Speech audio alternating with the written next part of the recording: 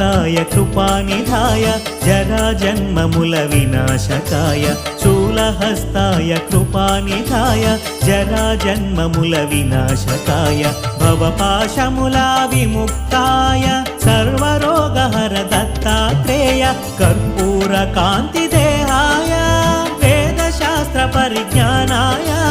कर्पूरकान्तिदेहाय वेदशास्त्र परिज्ञानाय मूर्तित्रय स्वरूपा